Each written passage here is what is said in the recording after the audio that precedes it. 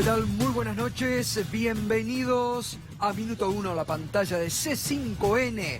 Hoy, más que nunca, la realidad. Lo que otros no te contarán, lo que otros no te mostrarán. Aquí, a partir de este momento, te lo mostramos, te lo contamos, clarificamos la información para que sepas realmente lo que ocurre en la Argentina. A partir de este momento nos acompañás, opinás en las redes a través del hashtag Promesas Incumplidas. 3 años del gobierno de Mauricio Macri, que deja la mayoría de las promesas de campaña incumplidas. 3 años de relato, 3 años de mentiras, sí, de mentiras. Tal vez como nunca en estos 35 años de democracia que también estamos celebrando hoy, de un gobierno que asumió prometiendo que venía a solucionar todo, que eran los mejores del mundo, que eran el mejor equipo de los últimos 50 años y que a 3 años de haber asumido no pueden mostrar un índice positivo ni en la economía, ni pueden mostrar un rasgo positivo en el gobierno. Un gobierno de puro relato, de puro marketing.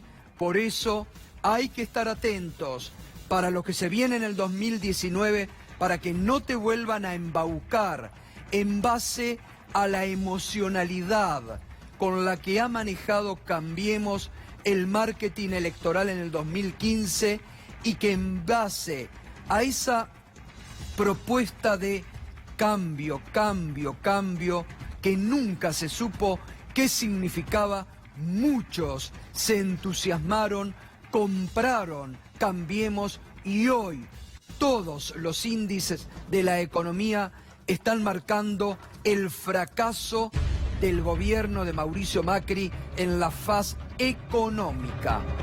Como nadie tal vez, o de los que incluso aquellos que llevaron a Macri al poder podían imaginar.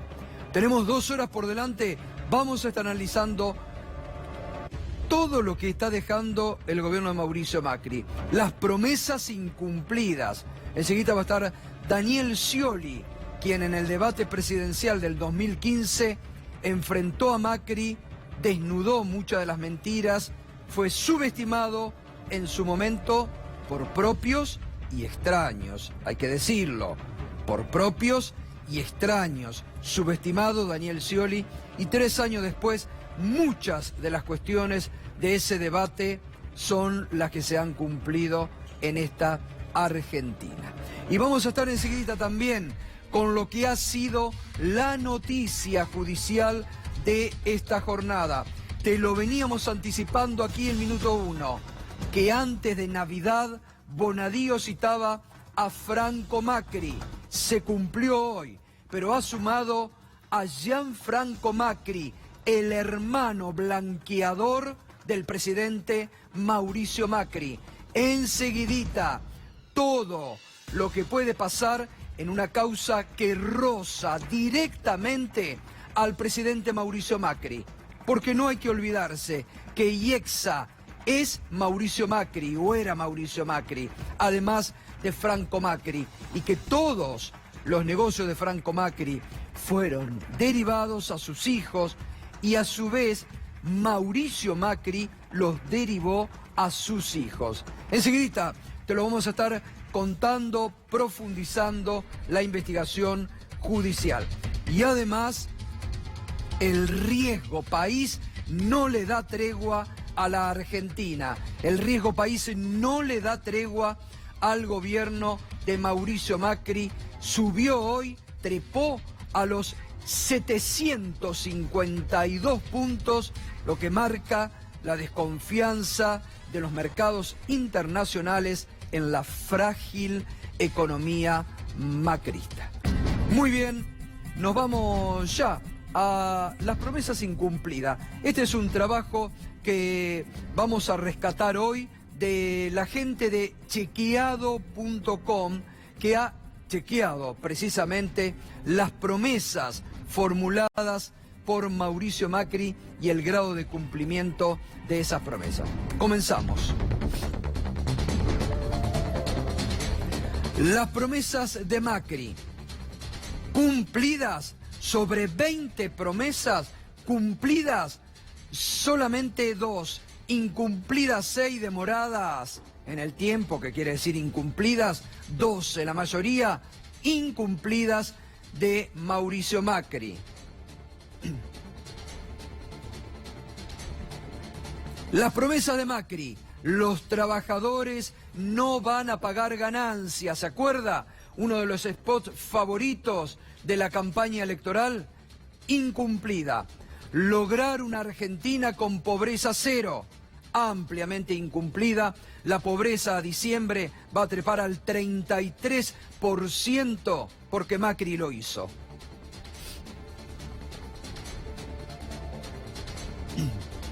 Bajar la inflación a un dígito, promesa incumplida. ¿Se acuerda cuando Macri decía que lo más fácil del mundo era bajar la inflación y que era de gobiernos ineficientes una inflación alta? Bueno, no solamente no cumplió, sino que no pudo dominar, sino que también, después lo vamos a ver, la inflación en la Argentina de Macri es la más alta desde la salida de la convertibilidad.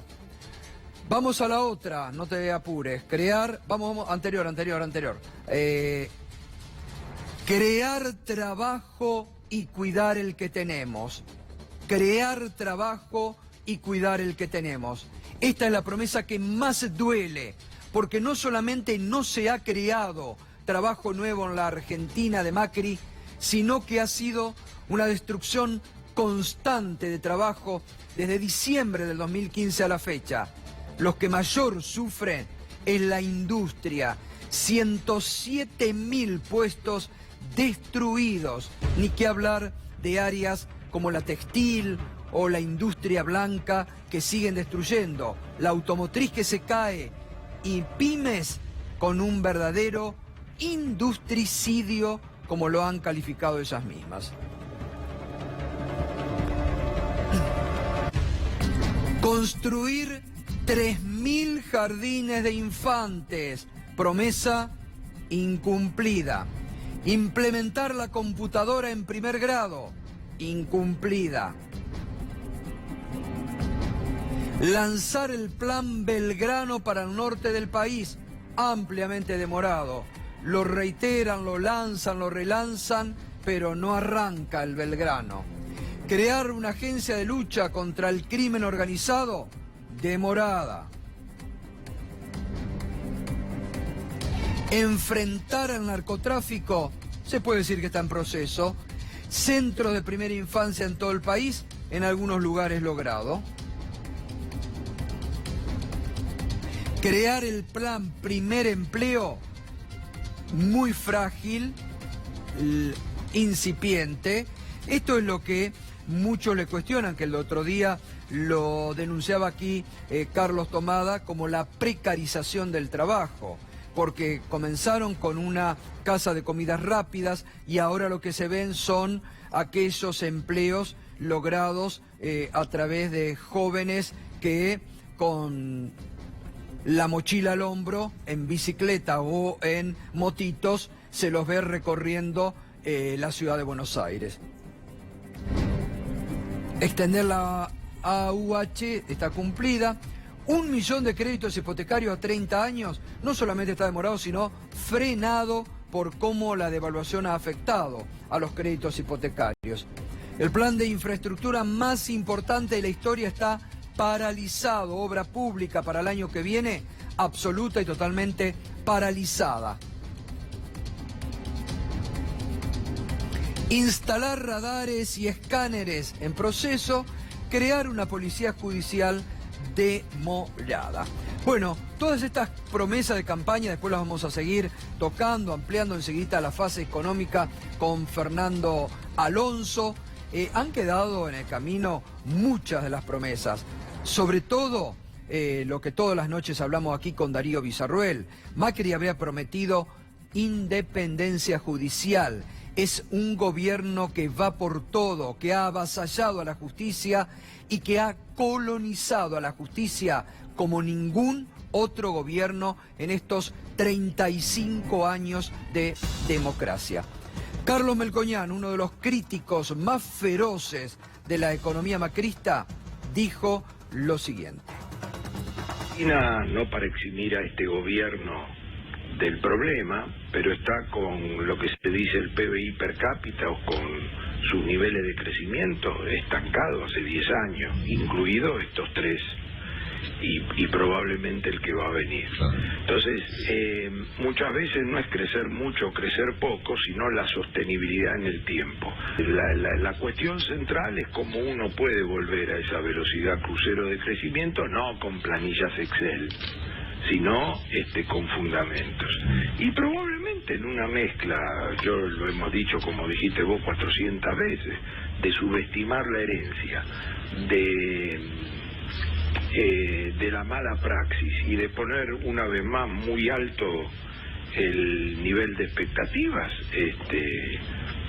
ahí viene la desilusión, el fracaso y demás, donde tengamos cuidado porque entramos de nuevo de lleno en un año electoral. Esto vale para el gobierno y también para los que eventualmente van a participar de la contienda electoral. Tener cuidado, ya lo discutimos la otra vez, con cómo se le va a vender expectativas a la gente ahora. ¿Cómo se le va a vender expectativas? Bueno, ya comenzó el 2019 vendiéndole la expectativa y el relato de la seguridad a la población, con Patricia Bullrich como la abanderada de la lucha contra la inseguridad. Pero a la hora del relato, hay que tener en cuenta lo que han significado estos 3 años de promesas incumplidas del gobierno de Mauricio Macri. Hoy los mercados internacionales han vuelto a castigar a la Argentina, otra vez las bolsas del mundo en rojo, pero fíjese el riesgo país, no da tregua a la fragilidad económica de la Argentina. 752 puntos, el riesgo país, el más alto de las últimas décadas en la Argentina, sigue sin darle tregua al gobierno de Mauricio Macri, lo que habla que los mercados internacionales no le creen a la economía de Macri. Y el dólar hoy volvió a trepar algunos centavos, cerró a 38,79, el dólar que se sigue moviendo. Fernando Alonso, buenas noches. Fernando, ¿cómo estás? ¿Qué tal, Gustavo? Buenas noches. No solo se mueve un poquito el dólar, sino que el Banco Central tuvo que tocar un poquito las tasas hacia arriba, ya frenó. Ya el viernes había hecho un impasse y ahora volvió a subir un poquito la tasa de referencia, porque si no se le pasa a mucha gente muchos ahorros de pesos a dólares. Pero además se está dando una caída muy fuerte en el nivel de reserva. Ya estamos por 48.000 millones, Gustavo, y esto tiene que ver en parte con que los grandes bancos les están cerrando las líneas de crédito que le habían abierto a la Argentina, entonces obligan a devolver los dólares, y con los dólares que los ahorristas se llevan del sistema. Así que se están dando estas combinaciones, lo que está generando que paulatinamente vaya perdiendo reservas el Banco Central. Ya están por 48.000 millones y la expectativa es que siga bajando en los próximos días, Gustavo. Bueno, muy bien, seguimos analizando enseguidita 3 años de la economía macrista. Hoy vamos a estar analizando hasta las 22, a las 21 vamos a tener un muy buen debate con actores en el campo de la economía, de la educación, de la industria, de las pymes y de la política para analizar. Pero hoy hablaron los ministros Duhovne y Sica, son los encargados de crear expectativas favorables para el 2019, aunque la realidad no les da tregua. Dijo el ministro de Economía Nicolás Duhovne hoy, ojalá el año que viene sea menos visible la economía y que sea más tranquilo. Todos los pronósticos, Fernando, dicen que el 2019, bien entrado hasta el segundo semestre, va a ser un año duro para la Argentina. Va a ser muy duro el primer semestre y hay duda de si en el tercer trimestre logran revertirlo, Gustavo. Sí. En el gobierno hay mucho optimismo, pero en el mercado no es lo mismo, ¿eh? No le tienen la misma fe. Incluso ahora el gobierno empezó con una ofensiva de decir, bueno, vamos a intentar movilizar un poco la economía, inyectando un poco de recursos en la gente. Vamos a ver si pueden, porque de acuerdo con el FMI es muy estricto en lo fiscal y en lo monetario, así que va a ser un año muy complicado. Bien, vamos a Dante Sica. Hoy no tenemos aún una estimación de inflación para diciembre, ni conocemos el dato de noviembre, pero hay una desaceleración. Todo voluntarismo propio, voluntarismo de este gobierno. Si bien las expectativas inflacionarias, bueno, producto de la caída del consumo y de la recesión dura, ¿no, Fernando? Pero no solo eso. Si tuviste inflación de 6.5% en septiembre y de 5.5% en octubre, es lógico que te va a aflojar un poco. Ahora, si vamos a pensar que una inflación de 2.9%, 3%, como se está hablando para noviembre, y de 3% para diciembre es una inflación baja, bueno, hemos cambiado algunos parámetros. Sigue siendo una inflación altísima y la caída que hablan es respecto de 6%, así que no se puede medir eso como que está frenándose. Duhovne, otra frase en el día de hoy. Los bonos reflejan el riesgo político postelectoral. Fíjense ustedes el relato del gobierno. El relato del gobierno para meter nuevamente miedo a los argentinos de cara al 2019. Otra vez el miedo y el relato del gobierno y el voluntarismo y jugar con las emociones. Dicen, miren, los bonos reflejan el riesgo político postelectoral. La curva se corta luego de las elecciones. Es evidente que los inversores se sienten más confiados con este gobierno. Y uno se pregunta, ¿y el riesgo país? Hace 3 años que gobierna Macri y tenés el riesgo país en 754 puntos. La economía destrozada, la industria en su peor momento en décadas. Hoy daba mucha risa como el diario La Nación decía, pero los empresarios de Argentina temen el regreso al populismo. Creo no equivocarme, Fernando. La verdad que nunca estuvieron tan bien con el populismo de los últimos años. Muchos empresarios, muchos banqueros que ganaron mucha plata en la Argentina en estos últimos años. Bueno, ¿no? los banqueros siguen ganando mucha plata y por eso probablemente estén confiados en que o tengan esta expectativa de que no vuelva el populismo. Pero lo tuvimos acá a José Urtubey la semana pasada, y él decía, no se trata de populismo o no populismo, se trata de tener un proyecto de desarrollo del país, y este gobierno claramente no lo tiene. Por eso quienes apoyan desde el lado empresario este gobierno tienen que ver con lo de los servicios, con lo del sistema financiero y no del sector industrial, donde no encuentra apoyo. Bueno, y la última, a ver, del ministro de la Producción, Dante Sica. Entramos en un ciclo de salario real mensual positivo, pero con pérdida. Las contradicciones, ¿no? Entramos en un ciclo de salario real mensual positivo, pero con pérdida. El gran perdedor de estos 3 años de economía macrista ha sido el salario en la Argentina. Ha sido el gran perdedor frente a una inflación galopante, como hacía muchos años que no se vivía en la República Argentina. Pero en estos 3 años existieron muchas contradicciones entre los propios economistas del elenco de Mauricio Macri. Las vamos a recordar. El primer conflicto, Alfonso Prat-Gay versus Federico Sturzenegger. Política fiscal expansiva versus política monetaria contractiva. Decidió Macri, ganó la política recesiva del Banco Central de la República Argentina. Segundo conflicto, Sturzenegger versus Sturzenegger, que quería tasas altas, versus jefatura de gabinete con tasas bajas. Decidió el mercado. Crisis cambiaria de abril. ¿Te acordás de la conferencia de prensa famosa del 28 de diciembre? Claro, ¿no? Famosa, que va a quedar para los anales de la economía, como el poder político pasó por arriba las decisiones de Sturzenegger y ahí empezó todo la corrida cambiaria, ¿no?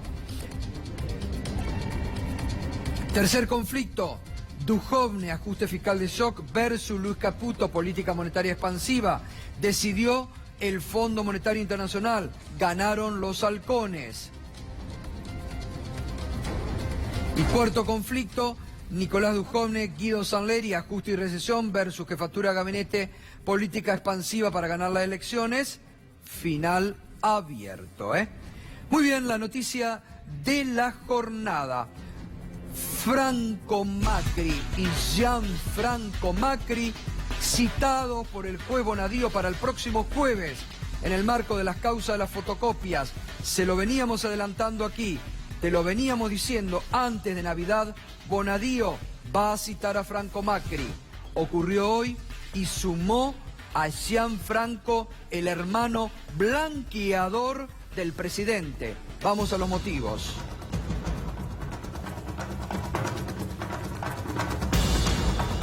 Citados para el 13 de diciembre por coimas, Franco Macri indagatoria, Gianfranco Macri indagatoria. Franco y Gianfranco Macri fueron citados por una causa derivada de la investigación de la fotocopia de Centeno.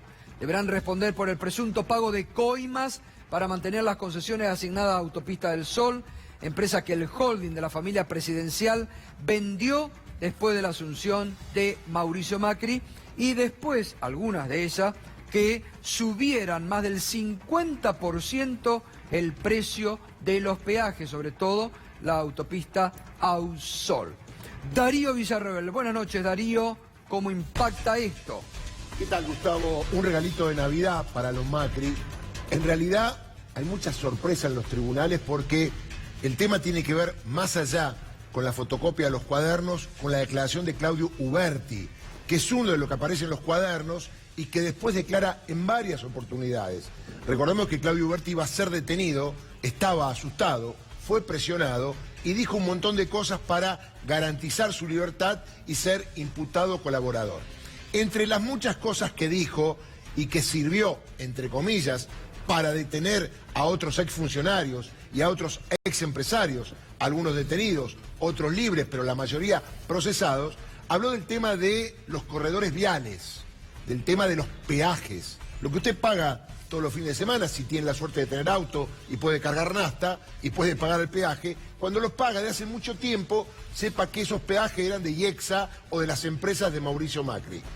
Ahora, según lo que dice Claudio Uberti, en aquel momento se hacía una recolección todos los meses de un dinero de coima que él se lo llevaba a Julio De Vido y aparentemente Julio De Vido se lo daba a Néstor Kirchner. Bueno, este es el camino. Lo que llama la atención, Gustavo, es que esto está declarado en el expediente hace bastante tiempo, no sabemos por qué recién ahora lo cita, y además es la única prueba, los dichos de Claudio Uberti, y no hay ningún otro elemento. Pero también no está la todo, plata. Todo Sí. el caso IEXA, no nos olvidemos, porque está procesado el primo presidencial Ángelo Calcaterra cuando IEXA era de Franco y de Mauricio Macri. Es decir, aquí me parece que comienza, pero esto no termina, porque además va a estar todo el tema del blanqueo. En algún momento, no te olvides que, ¿te acordás que Bonadío había pedido a la AFIP datos del blanqueo y que la AFIP se los negó? Te puedo decir, Fernando, sí. Te puedo decir que está la AFIP, un grupo de tarea especialmente dedicado a investigar todas las denuncias incluidas en los cuadernos. Estuve hablando con alguna gente del organismo y dicen que han dispuesto un grupo exclusivo para trabajar a las órdenes de Bonadío en toda la información que le requiera. Todavía no elevaron ningún informe, todavía no se llegaron a ninguna conclusión. Dicen que es lento el trabajo.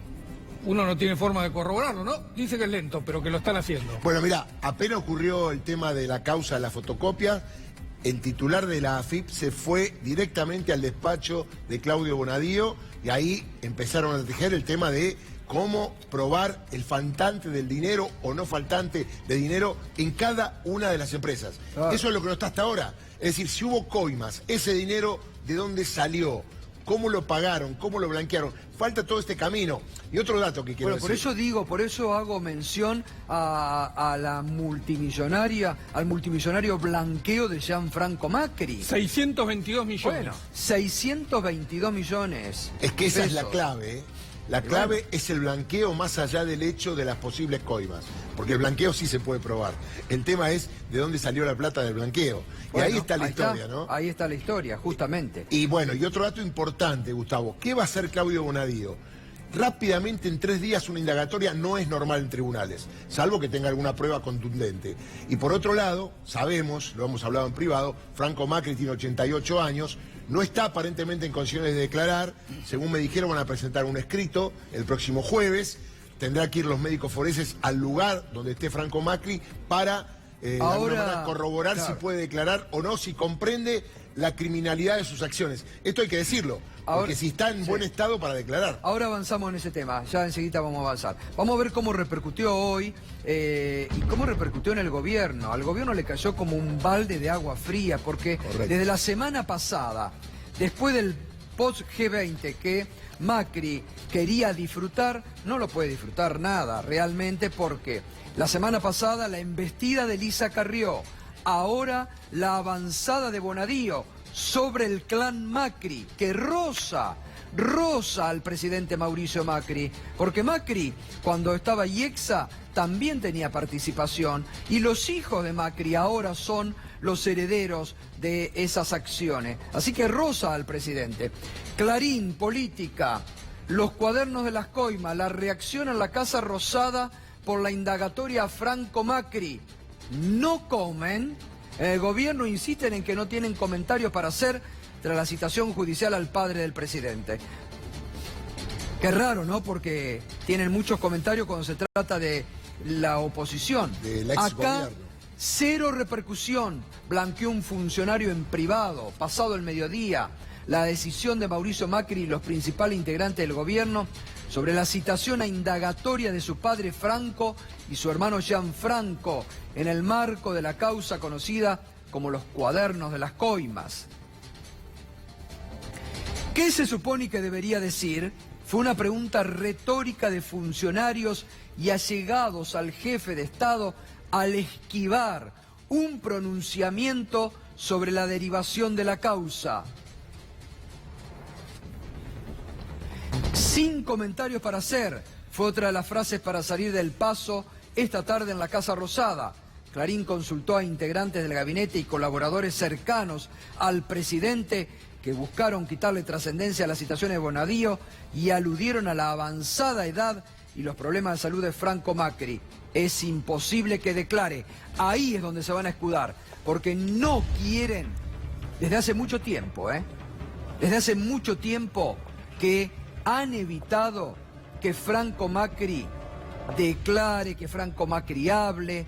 Lo tienen en su casa, a punto tal que, yo se lo había comentado, en abril de este año, cuando fue el cumpleaños, prácticamente muchos que querían comunicarse para saludarlo a Franco Macri, se les impedía ese tipo de comunicación.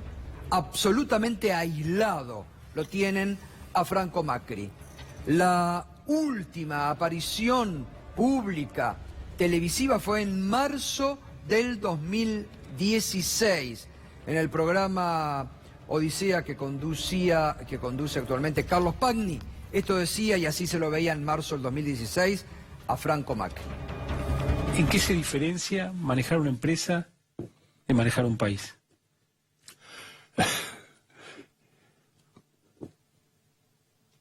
Casi ninguna. Los elementos están todos. La magnitud es la que cambia. Un país es una empresa. Si no sabes conducir una empresa, no puedes conducir un país.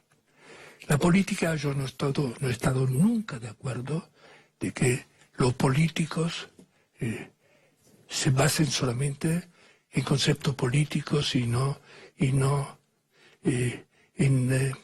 una planificación lógica que después necesite quién las implementa, quién implemente esas iniciativas, esas líneas y le enseñe.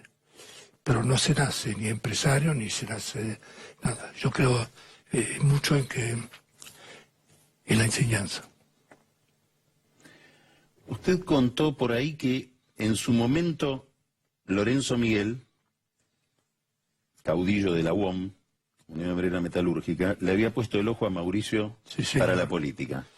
Un día se juntaron todo el grupo en mi oficina, que estaba, y digo a Lorenzo, teníamos una relación muy buena porque era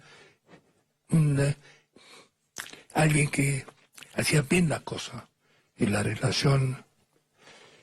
Y vinieron y digo, ¿qué pasa? Que están todos acá, junto toda la plana mayor. ¿Qué error he cometido? No, dice, no has cometido un error. Te vinimos a pedir a tu hijo. ¿Cómo? Me están jodiendo. Mi hijo, ¿sí? Lo queremos para prepararlo para presidente.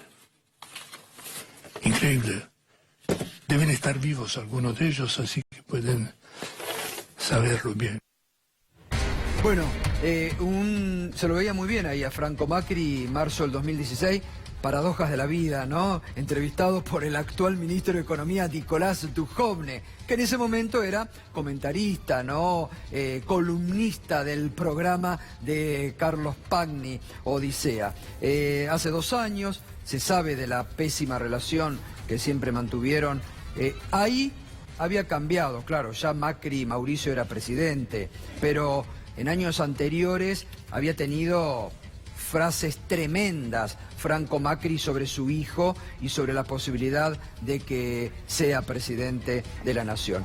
Y esa pésima relación que mantuvieron siempre Franco y Mauricio Macri quedó también patetizada en unas declaraciones que hizo el actual presidente con la periodista Laura Di Marco para un libro editado por la periodista.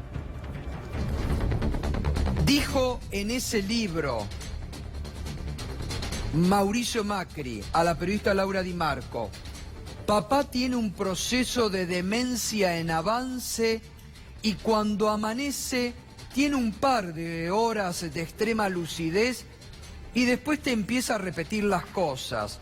Te hace historias y relatos raros y vos decís, papá, eso nunca sucedió. Y te lo discute y te repite. Entonces llega un momento que decís, papá, por favor. Encima, siendo al que más torturó, soy el que más bola le doy. Mis otros hermanos ya ni le atienden el teléfono. Entonces, encima, yo me tengo que hacer cargo de asumir.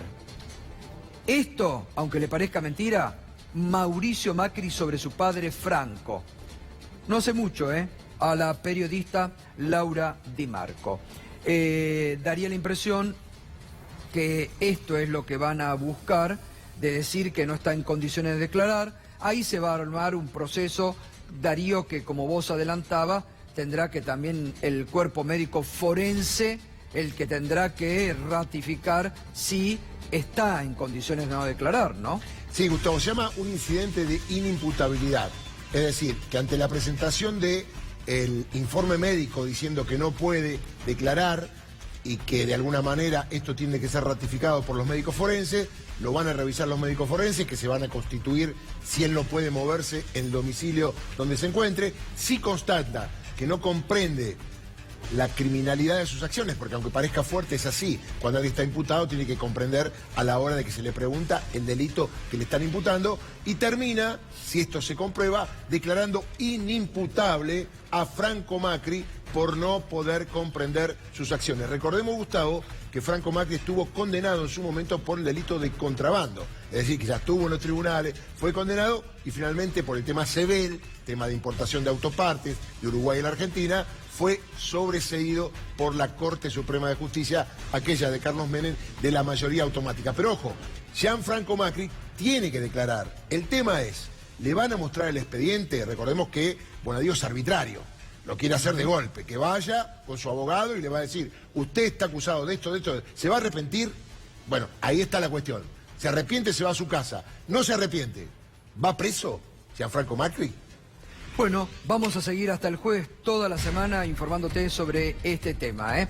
Ya está con nosotros Daniel Scioli, ex candidato presidencial a 3 años de asumido a Mauricio Macri. Enseguida ya estamos hablando con él, porque con Pedro Brieger antes nos convoca el tema Francia, lo que fue este fin de semana Francia en llamas nuevamente. Buenas noches, Pedro. Buenas noches, efectivamente, tal cual lo decís, Gustavo, muchas manifestaciones, más allá de lo que vimos en el centro del país. En París hubo múltiples manifestaciones en toda Francia, el movimiento de los chalecos amarillos, que no deja de organizarse y ha planteado ya el 5º acto para el próximo sábado. Pero todos esperaban la respuesta y la palabra, en realidad, del presidente Emmanuel Macron. Habló hoy a las 4 de la tarde, hora argentina, ahí lo vemos en pantalla, un discurso breve, poco más de 10 minutos. Podemos escucharlo un poco.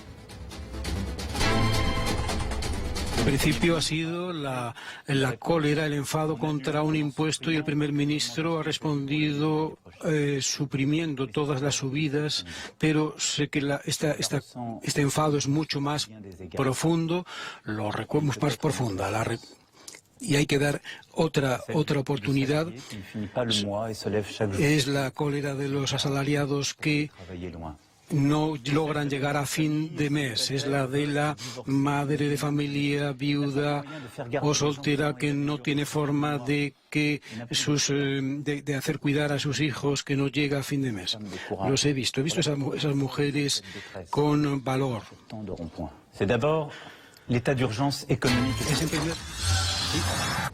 Si bien el discurso es corto, pasamos apenas un fragmento. Empezó condenando la violencia.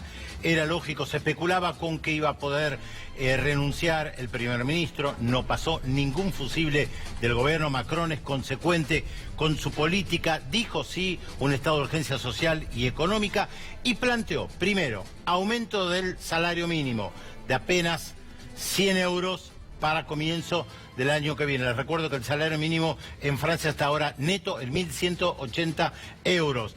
Y ya se tenía que aumentar de manera proporcional para el año que viene. Por otra parte, un bono de fin de año que todavía no queda claro de cuánto es ni cómo se pagará.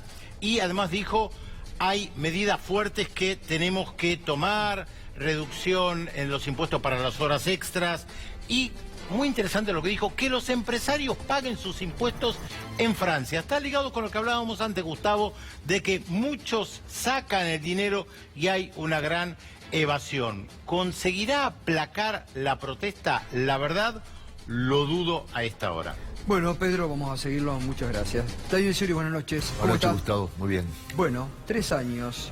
¿Qué está dejando el gobierno de Mauricio Macri a 3 años de haber asumido, Daniel? Una gran deuda, un retroceso en el nivel de vida de la clase media, una pérdida del poder adquisitivo de los trabajadores que se ve reflejado en la actividad económica. Cualquier indicador que usted tome, el de la industria, de la construcción, el nivel de desempleo como está aumentando, así como la pobreza, marcan claramente estos resultados. Ahora, cuando el gobierno dice que van por el buen camino y que ratifica, si ya hoy tenemos resultados realmente nefastos para la economía, ¿qué se puede esperar de un año más? No, yo le pido que tomen en cuenta ya no mis ideas, las ideas que votó el 49% de la sociedad, los argentinos que querían ir por la senda del desarrollo, por una segunda etapa de la reindustrialización, por la generación de puestos de trabajo a través de esas universidades, esas escuelas técnicas que se habían recuperado, por un sistema financiero que esté integrado al mundo de la producción y del trabajo, no de la especulación financiera. Hay otro camino que tiene que ver no con seguir aumentando impuestos, porque si se piensa que por el hecho de subir los impuestos se va a recaudar más, ese no va a ser el resultado.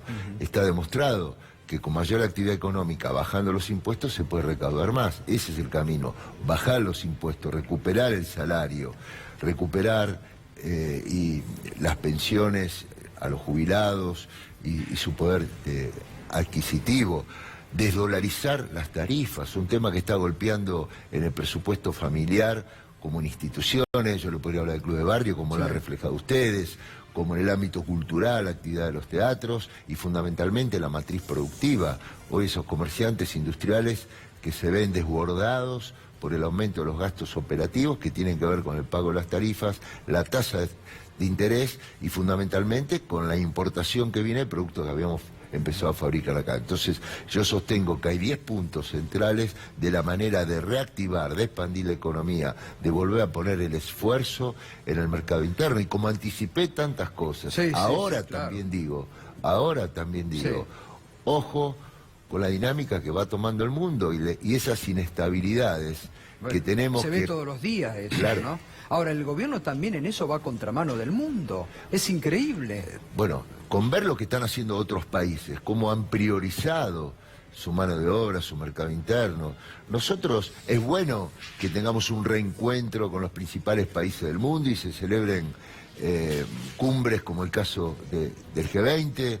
Yo tengo, grandeza y generosidad a la hora de reconocer las cosas que se hacen bien, pero que como resultado de ese tipo de encuentros tenemos que decirle a los países, mire, no nos presten más si nos quieren ayudar, cómprennos, porque ahí vamos a estar generando dólares genuinos y puestos de trabajo genuinos para las economías regionales. Argentina tiene lo que el mundo puede mandar en materia de alimentos, en materia de energía, es decir, llegar al equilibrio fiscal, no vía ajuste tras ajuste, sino vía el crecimiento, la expansión de la economía, porque si no nos vamos a encontrar mes a mes, donde la recaudación fiscal va a ir cayendo en términos reales, porque si baja la actividad económica y vos tenés una inflación proyectada del 40%, ese es el problema que tenemos de fondo de la economía. Ahora, Daniel, usted recién lo ha indicado, lo hemos hablado con usted en anteriores oportunidades, usted en el debate con Macri planteó muy claro todo lo que finalmente está ocurriendo y ha ocurrido en estos 3 años. Ahora, de cara al 2019, ¿va a ser realmente esta la pesada herencia que deja el gobierno de Mauricio Macri? Hay una tarea por delante titánica y nosotros, desde el arco opositor, debemos interpretar una demanda central que la gente dice, únanse para defendernos. Que eso no significa volver a empezar siempre, pues yo creo que hay que buscar tomar lo mejor de cada uno de los gobiernos, algunos tienen más, otros menos, como este, por ejemplo, obviamente, pero que no sea siempre volver a empezar, porque estamos ante un mundo que va cambiando, como usted lo reflejaba, estamos ante una deuda que viene de la mano del Fondo Monetario Internacional, con sus condiciones que impone. Estamos con el aparato productivo desarticulado, producto de las políticas de desindustrialización. A los industriales un día le dijeron, reconviértanse, importen, y ahora le dicen, vuelvan a fabricar, como si hacer en industria fuera un tema así de un día para el otro. El sistema financiero, evidentemente con tasas de interés de estos niveles, no se puede pensar que esto en la economía real se va a recuperar. Entonces, ¿cuál es la responsabilidad que tenemos? Una idea central que tiene que ver con las respuestas, con las soluciones, porque yo no estoy acá para comentar realidades obvias, para decir, yo les dije, yo les avisé, porque yo entiendo hasta que en campaña muchas veces se pueden decir cosas, prometer, pero yo no evalúo lo que dijimos en campaña o en el debate, estoy evaluando los resultados y no pasaron 3 meses, pasaron 3 años y vamos camino a una nueva oportunidad que el pueblo argentino va a tener que expresarse sobre si quiere seguir en este camino, como dice el gobierno, que era el único camino, que era esto o Venezuela. Y yo digo, Argentina es Argentina, hay otras posibilidades, hay salida, hay otra manera de encarar este presente y el futuro. Y yo espero que no se espera esta elección del año próximo, que ya se tomen en cuenta muchas de estas ideas que, les voy a repetir, hoy tienen más vigencia que nunca, que las planteé en su momento por lo que vemos que está pasando en el mundo. Y se ataquen los problemas de fondo, por ejemplo la situación social. Que se ponga el esfuerzo en generar puestos de trabajo genuino y que el padre de familia se siente en la cabecera de la mesa y dignamente no sea, que sea ese el mejor comedor, el hogar, y no estar mirando a ver cuánto tenemos que estar reforzando los comedores. Daniel, ¿va a ir por la revancha el año que viene? Mire, más que un tema personal, yo creo que la dinámica de las cosas y la reivindicación, no solamente del debate, sino de aspectos también de mi gestión de la provincia, porque fueron avalados en su momento en 5 elecciones.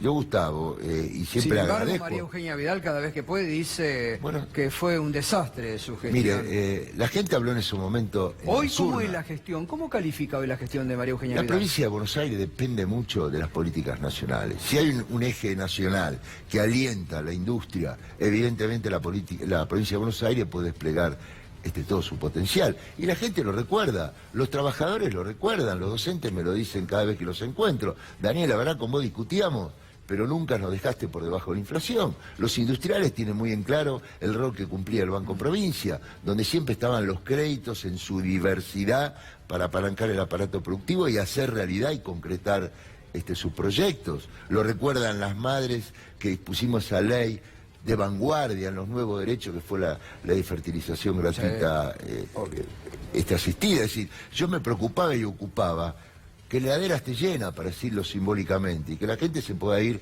de vacaciones. Y había prioridades cuando es una respuesta positiva, entonces, la que me está diciendo. Va a ir por la revancha en el 2019. Mira, yo tengo una idea central. Primero hay que tener un diagnóstico, después hay que tener una propuesta, Bueno, después hay que estar está. seguro y después hay que someterse a la voluntad popular. Sí, obvio. Yo, a ver, ninguna duda, si la gente lo que va a estar pidiendo es decir, bueno, realmente queremos unirnos de verdad. Todos saben mis condiciones personales en cuanto a ser una persona moderada, que busca los consensos. Porque la mayor grieta, ¿cuándo se da en una sociedad? Con las desigualdades. Y estas políticas han generado las mayores grietas por las desigualdades que están generando, evidentemente. Y hay que recuperar esa distribución del ingreso, empoderar a los trabajadores y fundamentalmente una clase media que se le ha desorganizado la vida. Porque la clase media hace malabares para poder sostener sus gastos fijos. Totalmente. Usted tuvo como referentes económicos a Miguel Peirano, a Miguel Bein, a Silvina Batakis como ministra. ¿Hoy en dónde se siente cómodo?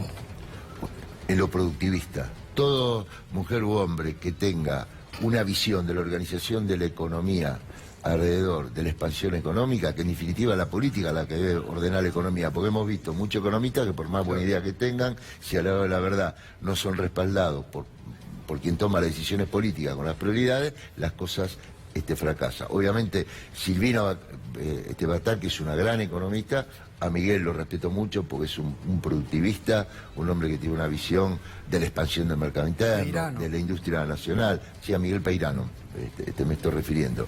Y bueno, los otros economistas han dicho apenas empezó a andar el gobierno que estábamos por el buen camino, que estaba bien lo que estaba haciendo el gobierno, como otros dirigentes políticos también del peronismo. Ahora se dan cuenta, están dando una vuelta y dicen, en función de los resultados y escuchando a la gente, dicen, no, la verdad que esto así no es la esencia de lo que es el pensar de un peronismo que tiene que bregar por la movilidad social ascendente, por tener claro que la mejor política social es generar puestos de trabajo, por defender nuestra industria y nuestra actividad comercial. Ahora, Daniel, fíjese cómo el gobierno ya empieza a instalar el miedo otra vez.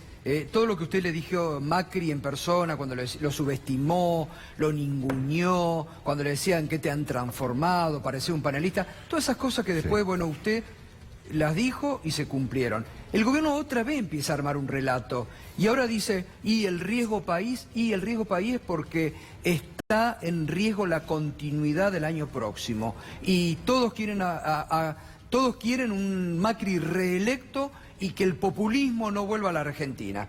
Están instalando el cuco del populismo como el gran, digamos, cáncer que tiene la Argentina, por utilizar una palabra. Pero a ver, Gustavo, seamos objetivos. Esas medidas que hacían referencia a ello del populismo son las que acuden ahora para reparar las consecuencias, llegan tarde y mal, de las políticas que ellos han generado. Recurren a precios cuidados, a un refuerzo en los comedores, a la asistencia social de emergencia. Entonces acá hay que ir a las soluciones de fondo de los temas. Y también cualquier dirigente político que tenga aspiraciones tiene que interpretar las nuevas demandas de la sociedad, que son no volver a empezar, y tiene que dar tranquilidad, certidumbre y garantía a aquellos que quieren recuperar los derechos perdidos, pero también a aquellos que han invertido y tienen derechos adquiridos en inversiones que no lo hicieron de acuerdo al gobierno de turno. Y ahí tenemos que consensuar y comprometernos a política de Estado, la energía, vaca muerta. Fíjese que de las pocas cosas que están andando y se han mantenido en una decisión que se había tomado estratégica a partir de la recuperación de YPF, es el tema de vaca muerta. Yo le podría dar un ejemplo en el mundo del deporte. El Comité Olímpico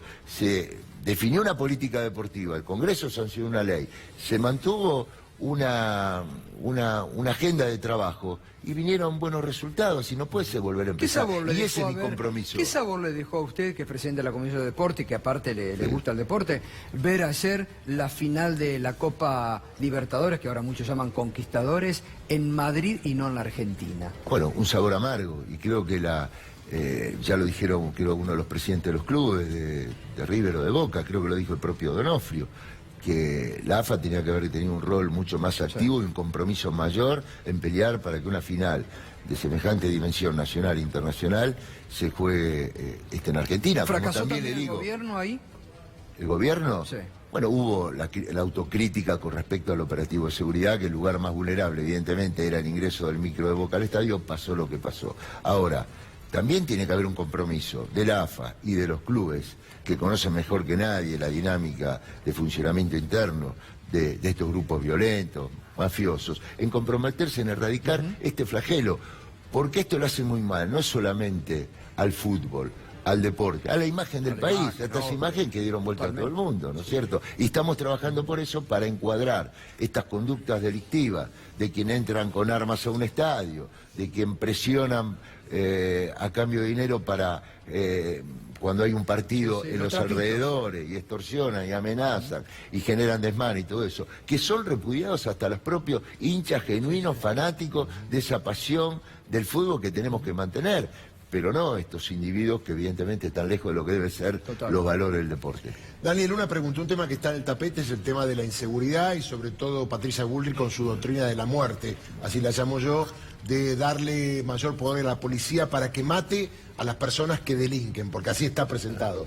¿Qué pensamientos tiene sobre eso, más allá de que la inseguridad ha ido en aumento y que el gobierno carece de otras cosas para mostrar y quiere ir por ese lado para captar de alguna manera la bronca que tiene la gente cuando la roban, cuando la asaltan? A mí me parece importante y se ha planteado, ¿no?, distintos sectores, que es un debate que se podría dar en el Congreso. Me parece que es una política de Estado también que hay que definir en el máximo ámbito democrático, institucional, en cuanto al poder legislativo y la diversidad de sectores políticos. Porque hay una realidad, el delito viene cambiando en su forma y su modo. Esa combinación de armas y drogas que hace violentos y irracionales a algunos episodios que estamos viendo, exige una readecuación permanente y una capacitación de las fuerzas de seguridad y su operatividad. Ahora, que eso obviamente no signifique decir el Far West o que el policía pueda hacer a su criterio cualquier cosa que no esté dentro de los parámetros. Hay un caso en Córdoba de un señor robando unos cables. Sí. Bueno, se acercó un policía, forcejearon, el policía lo mató. Bueno, no estaba armado. Por eso los protocolos, los manuales de operación, la instrucción, por eso inclusive hasta los propios distritos del propio gobierno tiene una diferencia. La ciudad dijo adhería, la provincia dijo que no. Es decir, acá es importante que también hacernos eco de lo que es una demanda ciudadana. Orden, regla de funcionamiento. Yo soy muy afín a una idea de que tiene que haber un respeto dentro del Estado de Derecho a los derechos del otro también, ¿no es cierto? Porque estamos viendo determinadas situaciones donde alteran el orden público, la tranquilidad y la seguridad. No puede ser que una persona está hablando por teléfono y van y le roban el teléfono, es decir, a mano armada. Ahí tiene que estar el Estado desplegado con normas respaldadas, si es posible, por una ley que dé estas definiciones para que realmente, como en el caso que hablamos antes, el caso de los Barra Brava, que no se puede pensar que estos problemas solo van a desaparecer, sino que es necesario readecuar a esta nueva realidad del delito que estamos viendo. Daniel, hemos visto en estas últimas semanas cómo muchas de las famosas denominadas fake news, que incluso se armaron durante la campaña electoral, que a ustedes lo terminaron perjudicando, se han caído, ¿no? Las cuentas en el exterior del diputado Kirchner y Linda Garré, lo de la famosa tema de la morsa de Aníbal Fernández, recientemente lo de la ruta del dinero acá de Federico Lascar, que ha dicho fue todo un invento. Digo, ¿cómo en su momento, digo, con el paso del tiempo, eso cree que le influyó mucho en haber perdido la presidencia, esa construcción que se hizo desde sectores mediáticos, políticos, para favorecer a Macri, judiciales? Mire, visto a 3 años de la elección, También me gusta hacer autocrítica, porque poner la responsabilidad a la gente, uy, no me entendió. No, posiblemente no hayamos interpretado la demanda de un cambio, de probar por otro camino, a partir que evidentemente el gobierno se comprometía a no modificar las políticas estas que habían generado avances en los aspectos que habíamos conversado, y decir que todo iba a ser con alegría, con la Unión Nacional, etcétera, etcétera. Eso es evidente que había un reclamo que podía ir por ese sector. Y posiblemente yo puedo haber alertado mucho sobre lo que este gobierno iba a hacer en caso de ganar, y quizás teníamos que haber explicado y profundizado aún más lo que se venía a partir de lo que se había hecho. Habíamos salido del infierno, estábamos en la senda del crecimiento, ahora venía la gran agenda del desarrollo, que es a lo que nos tenemos que comprometer a futuro. Y después, con respecto a lo que usted hablaba, forma parte también del compromiso para la próxima etapa, que cada uno de los poderes del Estado o cumple su rol como lo dice la Constitución, y que no se mezcle la judicialización de la política, la politización de la justicia, el poder legislativo que funcione en plenitud, más allá de las alternativas y los vaivenes electorales, y para que no influya en esa voluntad popular. Pero la gente está muy madura y atenta, y con todo esto que ha vivido y todo lo que ha pasado, evidentemente van a la hora de la verdad, van a decidir con una reflexión profunda. Bueno, ¿cómo me ha ido con este cambio? ¿Y qué otra opción se compromete a hacer algo superador? Pues el gobierno también plantea, ¿es esto o la vuelta pasado? ¿Es esto ajuste con su agenda, con su hoja de ruta que tiene? O, evidentemente, avanzar hacia el futuro por otro camino, que es lo que estoy definiendo yo, a partir de un relevamiento que he hecho durante todos estos meses de cuáles son las expectativas. Luego, ¿quiénes serán las mujeres o los hombres que lo lleven al campo electoral? Está la ley de las PASO que ordenará las candidaturas. Yo tengo una responsabilidad que es defender a ese 49% que me acompañó, decirle que más que nunca estoy al lado de ustedes, y también construir puentes, interpretar a los que fueron. Me gustaría que se haga una gran cambio. paso y usted participar en esas pasos. Pero debe ser así, no solamente de mi parte, que yo cuando llegue el momento, obviamente, si yo identifico que la demanda viene por alguien que me va a cuidar el trabajo, por alguien que me va a saber mantener lo que haya que mantener, que voy a poder recuperar aquellos derechos que perdí, que va a trabajar para que haya un sistema financiero con rostro humano, no el capitalismo salvaje como lo describe el Papa Francisco, que va a bregar por un avance en el acceso a lotes con servicios para dar la mayor seguridad que puede tener una familia, que es su techo propio y su vivienda. Ahí me van a encontrar, no voy a ser indiferente, Gustavo. Daniel, gracias como siempre. Muchas gracias a ustedes, buenas noches. Muy bien, Daniel Scioli, otra vez en marcha hacia el 2019, eso lo digo yo. Pedro, gracias. En la próxima hora seguimos analizando los 3 años de Mauricio Macri, promesas incumplidas y más de la noticia judicial del día, la citación a Franco y Gianfranco Macri. Enseguida.